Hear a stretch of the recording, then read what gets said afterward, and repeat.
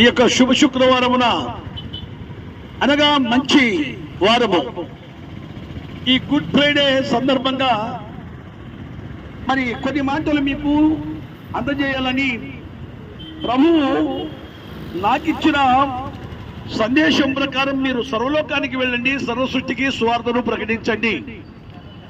ఎందుకంటే మనిషి ఈ భూమి మీద పతనమైపోతున్నాడు. మానవ జీవితము చాలా భయంకరమైన పరిస్థితుల్లో ఉంది. బయట వచ్చిన మానవుడు మరలా ఇంటికి రావడము చాలా అరుదై ఉంది. ఈరోజు ఎక్కడ చూసినా హాస్పిటల్లో కిటకిట పోతున్నారంటే కారణము మనిషి పాపము మనుగడ. అలాంటి పాపము మనుగడ మనిషి పాపాన్ని జయించలేకపోతున్నాడు. మరి అందరూ పాపము చేసిన వారేనా? అవునండి. పరిశుద్ధమైన లేఖనాలు సెలవిస్తున్నాయి, ఏ భేదము లేదు, అందరూ పాపము చేసి ఆ దేవుడు అనుగ్రహించు మహిమను పొందలేకపోతున్నారని దేవుడి వాక్యము సెలవిస్తుంది. ఎందుకు మనిషి పాపం చేస్తున్నాడంటే స్వాభావికముగా మనిషి పాపము చేస్తున్నాడు. స్వాభావికముగా అనగా మరి కంటి ద్వారా, నోటి ద్వారా, హృదయం ద్వారా, అంతరంగం ద్వారా ఇలాగా పాపము చేసి దానికి కప్పిపుచ్చుకుంటున్నాడు. కొంతమంది నాలుగు గోడల మధ్యలో కప్పిపుచ్చుకుంటున్నారు, కొంతమంది బహిరంగముగా చేస్తున్నారు, కొంతమంది రహస్య పాపాలు చేస్తున్నారు.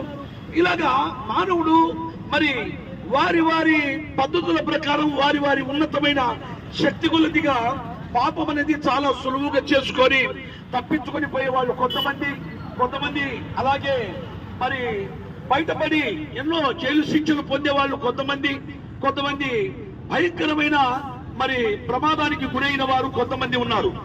ఇలాగా పాపమానికి మరి ఇక్కడనే జీతం ఉందా?